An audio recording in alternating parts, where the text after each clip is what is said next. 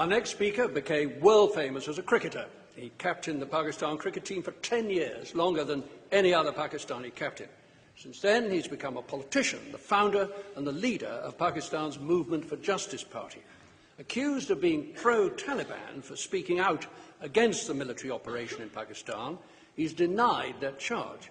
But he has insisted that Pakistan will never contain extremism while American troops remain across the border in Afghanistan. Hatred of America, he said, is much more than of the Taliban. Ladies and gentlemen, Imran Khan. Thank you.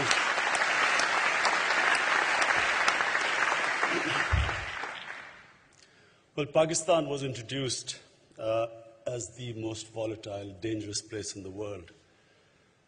But no Pakistani was involved in 9/11. There were no militant Taliban in Pakistan. Osama bin Laden, trained by the CIA, was in Afghanistan. So how has this happened? Why is Pakistan today the most dangerous place? In my opinion, it's the military operations that created Taliban. General Musharraf made the biggest blunder in 2004 by sending the Pakistan army to Waziristan. When the army went into Waziristan, and this is very important to understand why the army was sent there, there were supposedly 200 Al-Qaeda that had come over after the Tora Bora operation that had come into Waziristan. The fundamental mistake made by General Musharraf was exactly the mistake made by the Americans after 9/11. The real enemy was Al-Qaeda. Taliban were religious fundamentalists. They had no capability of hitting Western targets. No Pashtun has ever been involved in international terrorism. Taliban were Pashtuns, not capable of doing anything outside Afghanistan. So by not separating the two, the Americans made the fundamental mistake by pushing the Taliban towards Al-Qaeda, whereas they should have separated the two. Similarly, when Musharraf was pushed by the Americans to get after these 200 Al-Qaeda, he should have isolated these 200 Al-Qaeda rather than pushing potentially 1 million armed men in the tribal areas towards Al-Qaeda, which is what he did. So today, after the Waziristan operation started, at the same time there were these drone attacks in Pakistan. You hear about these drone attacks, that there's some sort of precision bombing going on. Just this year, the government published figures of 2009, 44 drone attacks killed 708 people. 8 were terrorists, 700 were civilians. The drone attacks, along with military operations, are what created the Pakistan Taliban after 2 years. So 2004, the operation started. 2006 is the first time we started hearing about the Pakistan Taliban. Each operation produced more militants. Last year, we had 500 blasts in Pakistan. The army operations produced refugees within Pakistan out of the tribal areas. At one point, there were 2.3 million people internally displaced. Out of the tribal areas, not Swat, which is a settled area, out of the tribal areas, there are at least 800,000 people displaced. The entire economy of the tribal area has been destroyed. In frontier, the economy has gone down by 80%. There's masses of unemployed youth roaming around. There's discontent in the area. All these operations are feeding the militants. What you call Taliban, the ideological element in the Taliban is very limited. There are very few people who actually, in this whole Taliban movement, who actually have the same sort of ideological beliefs of imposing some sort of a Sharia. The majority are the tribal Pashtuns, who out of the reaction to this so-called collateral damage, and let me tell you, the insanity, the immorality of these military operations.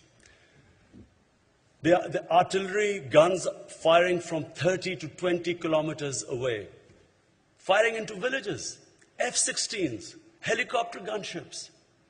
No concern about the number of women and children getting killed. Pakistan government hides these casualties because they're scared of public backlash.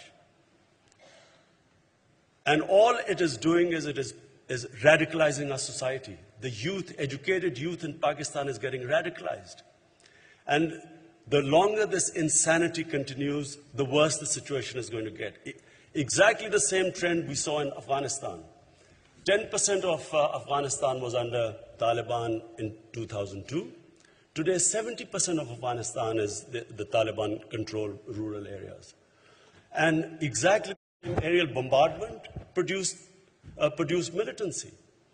So, in my opinion, there has to be a change of strategy. If Einstein defined madness as doing the same thing over and over again and expecting a different result, this is madness. All they're doing is that they're producing militants in Pakistan.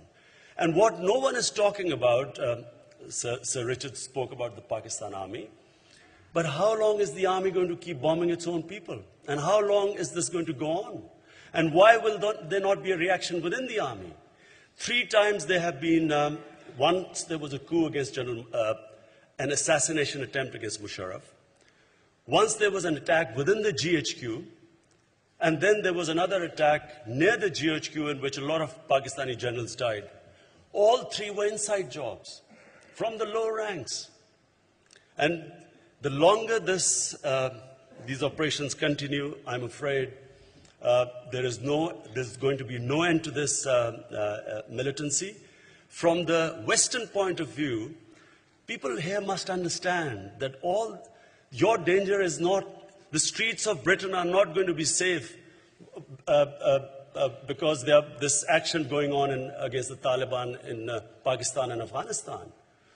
The danger is the radicalization of Muslim youth in the Western countries. The more you have the slaughtering that is going on, you don't know the true figures that are. The Afghan government hides the true figure of collateral damage, and so does the Pakistan government. We have 2 puppets. One is Karzai and one is Zardari sitting in Pakistan.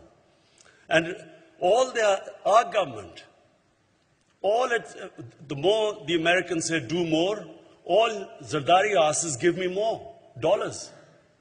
And in my opinion, it's a matter of time. In the next 6 months, I think you will see that there's going to be a massive change in Pakistan. The positive thing that is happening in Pakistan is for the first time, we have an independent Supreme Court. Not because of the largesse of any government or the establishment, but because of the people of Pakistan rallying behind the Chief Justice. Twice he was kicked out, and twice the people powers got him reinstated. So we have an independent judiciary. We have probably one of the most vibrant medias anywhere in the world. We have anchors on television that are opinion makers now. We have every issue discussed in Pakistan. And the hope comes from the independent media, the independent justice system, and a very politically aware public. The youth, for the first time, has been politicized in Pakistan. So the hope lies in the coming months. I expect a midterm elections, because there's a clash going to take place between the Supreme Court and Zardari-led government. The Supreme Court has opened up corruption cases against Asif Zardari, known as Mr. 10%. And because of that, the government trying to block the corruption cases, we expect that there will only be one winner, and that's the Supreme Court, because the people are standing behind the Supreme Court.